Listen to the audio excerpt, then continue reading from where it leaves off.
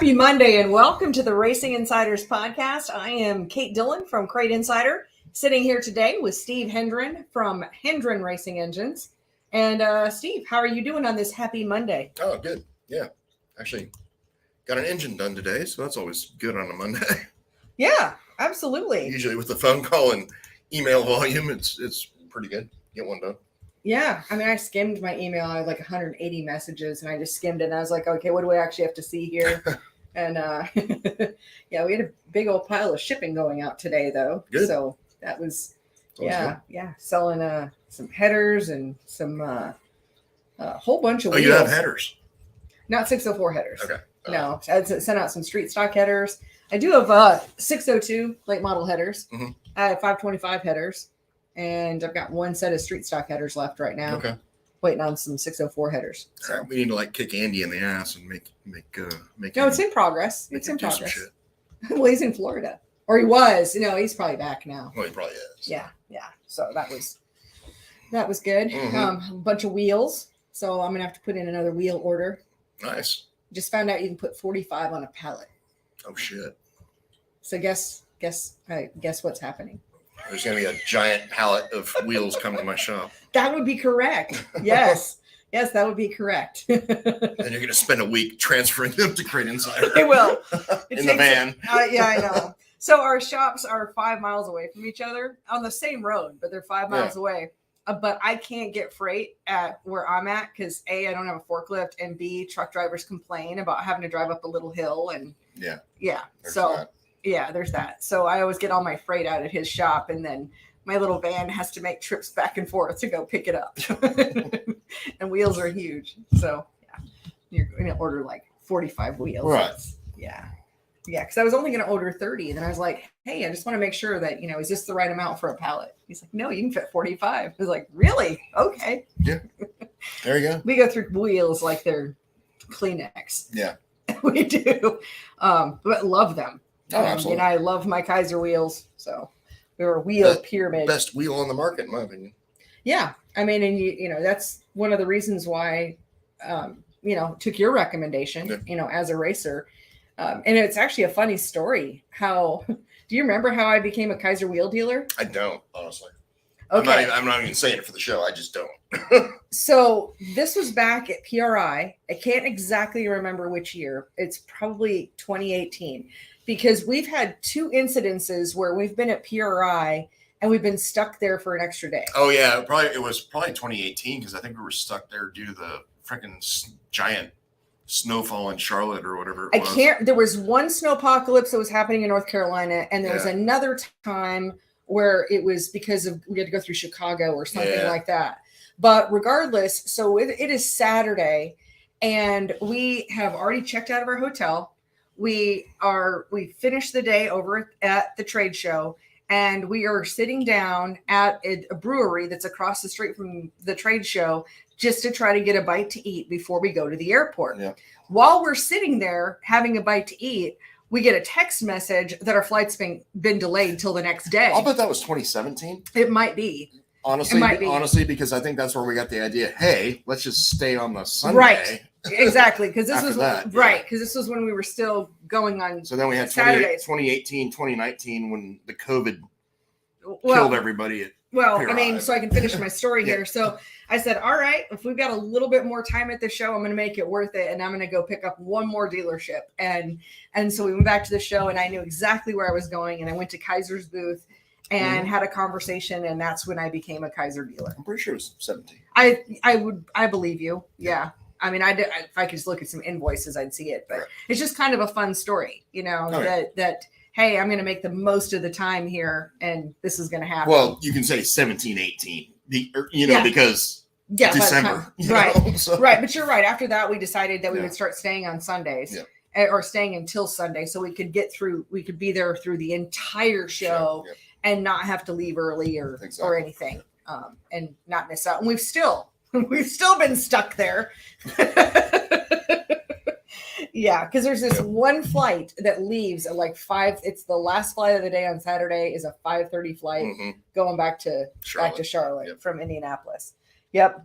And let's see, we got some folks here. And if you're here with us, feel free to drop in any questions you have. If you got any tech questions or really just kind of anything you want to ask is kind of fun. We just have fun on the show. Yeah. So Scott is here. Says happy Monday and hi from California. Hey there. Yeah. Any updates on the whole California situation? I mean, is it still raining? Are they still flooding? I think it finally stopped raining. I'm not sure though. I mean, none of my friends have been like, oh, we're about to fucking die. Yeah. Of all the rain. Good. And Jeremy says, yay, let's go racing. Yeah, definitely. About that time. Ooh, it is almost that time for sure. You can tell from the way the orders are coming in. Guys are getting ready to practice and I think some big events are coming up. My son's going to go practice, I think, first part of March there. Mm-hmm.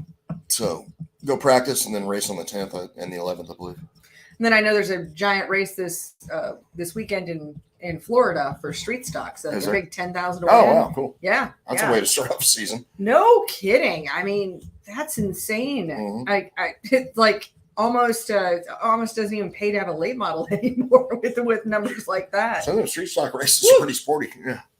All right. Oh, Scott's got a comment here. He says Capitola Pier has to be demoed. That's super sad. That sucks. Yeah, I love Capitola, California. Man, me and my brother and Bobby Scott and Ronnie Scott and Danny Scott, we used to go fishing there every single Sunday. Oh. Wow. I remember the first time I went to Capitola. Year round, we'd go there every Sunday. Yeah.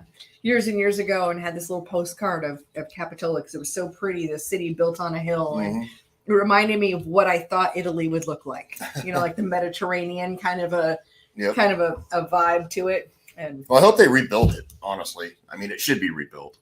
Yeah. Because it's just kind of a cool little pier. Mm-hmm. Always has been. It's where my dad had his first job. Was on the Capitola Pier when he was 6 years old. He was running. He was actually 6 years old, and he was running boats for fishing tours. Really? At 6 years old, yeah. Running. When you say running boats, what do you mean? Like driving the boat. Oh. Like literally running the boat. Wow. Like Captain Bill, at 6 years old.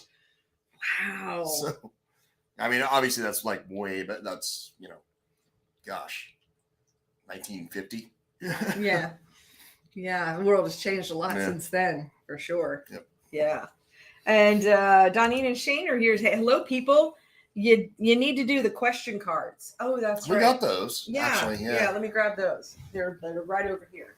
I will snag those because those are pretty fun. You're just going to leave me on screen by myself. I love doing that. I might say something inappropriate and or something that'll get you kicked off YouTube. Please don't. I think people get a kick out of that when I'm all like, please. We won't talk about the jibby jab. Oh my God. Or Hunter, or Hunter Biden. All right, so we got the we got the episode deck. That's like for a whole episode. Those are usually boring. Would you rather and what the heck? I think we had a fourth one, but I don't know where it is. Would you rather? That could be fun. Yeah. All right. Pick a card that you can ask me, and I'll pick a card. I'm gonna pick like 3. Okay. Or 4. I got 4. All right. I'll get a little pile here. All right. And by the way, anybody wants to ask any questions, we're here to answer questions, not just do this bullshit. Yeah, but this is fun though. We'll have fun doing it. All right. You want to go first? Sure. Okay. Would you rather have long nose hair or long ear hair? Oh, nose. Long nose hair. It's visible though. Well, I mean, if you look. No, I understand that, but that's exactly why. I mean, it doesn't say would you rather have one of these and not have any tools to take care of it? What would be worse is to have long ear hair, but I can't see the side of my face, so I wouldn't be able to know that. So if I was to have abnormally growing hair, at least my nose hair I would see and I could trim it and wouldn't be a problem. But people would constantly be going, "You have long nose hair." Well, they wouldn't know that. Or they can't see your ears. Well, no, they could. I would see my nose. The problem is I wouldn't be able to see my ears. There could be all kinds of stuff growing on. I'd be able to take care of it. I'm fucked either way because I got short hair and a big nose, so it'd like all be like totally bushy man. Fucked up. All right. Oh my gosh. All right, Steve. Would you rather spike the punch or Xerox your butt at the next office party? Spike the punch. 1,000 freaking % spike the punch. I figured that one. Holy hell! All right, what you got? I'm trying to think if I've ever Xeroxed my ass though. No, I don't think I've ever done that. Yeah. You'd have to get a step stool for your. I think I've done an ass imprint in the sand, but that's about it. I can see you doing that. Yeah. Let's see. Would you rather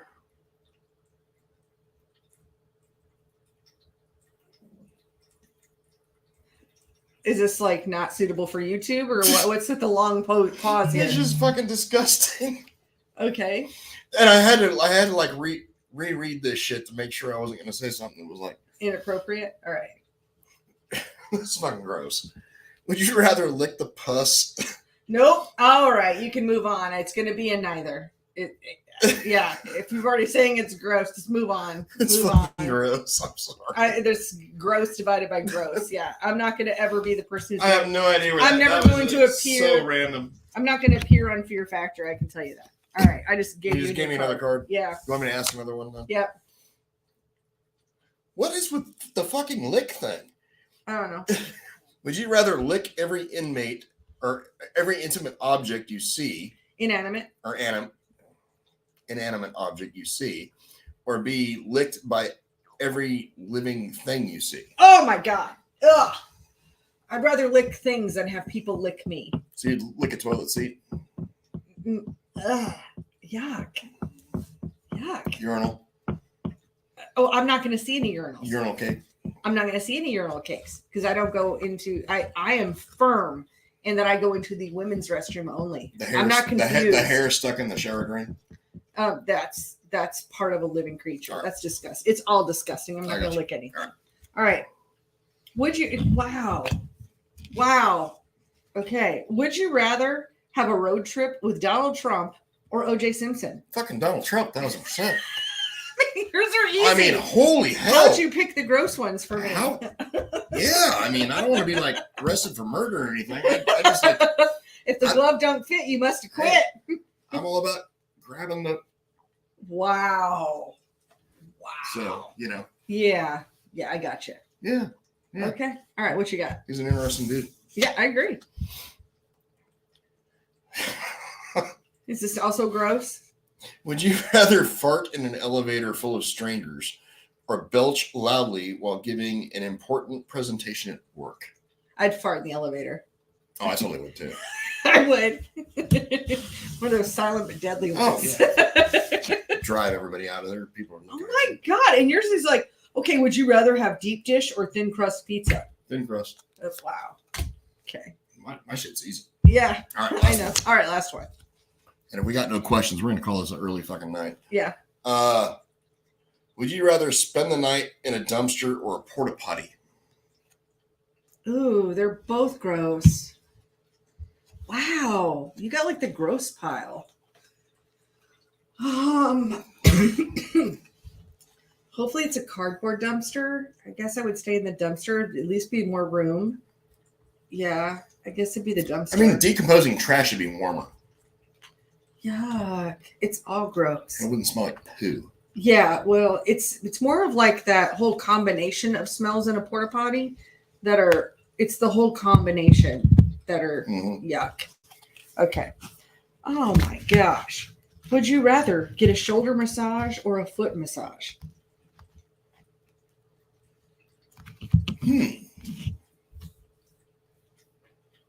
Wow. Tough one, huh? I'm going to go with foot. Oh. Yes. Foot massage. Yep. Gotcha. You know, because all your nerve endings are in your feet. Yeah. Well, maybe go for pedicures at some time. God, no. Nobody wants to see my fucking toenails. I walk all day for a living in boots. So, no, nobody wants to see that shit. All right. Here we go. We got a question. All right. All right. We got a question. This one's not a would you rather. This is from Scott. He says, how important is shock rebound on the left front when running a chain limiter? It's a really good question for like the race logic classes. Yeah, that'd be somebody be suited to somebody better than me when it comes to that. Or when it comes to like chassis stuff versus engine stuff. But as far as how important is it? I mean, I think it's important. But... Rebound on the left front nowadays is like very important from what I've seen, because you want that left front tire driven into the ground. Mm-hmm. You actually want it working. So yeah, I think it's very important. Yeah. I mean, the days of lifting the left front tire off the ground are long since done. Mm-hmm. So yeah, you want that tire on the ground. So rebound is what keeps it on the ground. Right. So to me, it's like extremely important. Good answer. Just like as much as the right front, honestly. Mm-hmm. 2 tires steer better than 1. So. Well, and 4 tires steer or will put you farther ahead than 3. Oh yeah, I mean, like the stuff that is getting run today. I mean, you're running bump stops on the left front, and driving the car down into the bump stop. So on dirt. So. Yeah. Well, and also talking about aero as well. I mean, aero plays into that too. Well, it does. If you're going to be lifting up, you don't want air into the car. And it can disrupt the entire airflow. Exactly. I mean, so much of that is aero today too. Yeah, 100%. Yeah, I think that's about all we got. We're kind of a quiet crowd. We've both been busy at work, and I just spent a whole pile of money today buying more parts. There you go. I'm excited. Yeah, I did not. I know. Well, I didn't know that, but yeah, I love buying stuff. So now I got like a ton of new stuff coming up that we got to do. So good. That's going to be I just got over a whole week of doing 525s. So all those are the ones that, we can knock out or knocked out. So now we're back on the 604s. And then I think next week will be some new stuff, both 602s and 604s. And then, we're just trying to get shit out the door as fast as we can. But yeah. What's your lead time right now? If I was going to be realistic, I'd say probably 8 weeks. Okay. I mean, I think it's better to be more accurate. If I was optimistic, I'd say 6 weeks. Right. So. Gotcha. Sean's actually got a question. He says, do we get any extra dyno time if we bring a case of beer? Oh, fuck yeah. There you go. Yeah, that works great. Moonshine gets even more. If it's like good East Tennessee shit or something. Wow. Always looking for ways to get me in trouble.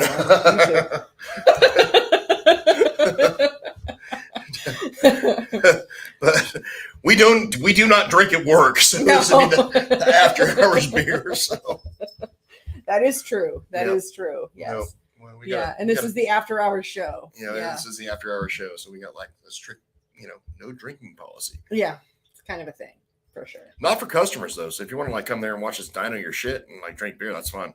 Yeah, you do you. It's all good. Well, cool deal. I guess we're going to wrap things up today. And any last thoughts, Steve? Not really. Yeah. I mean, I would just like to ask. Hope everybody has a good week. There you go.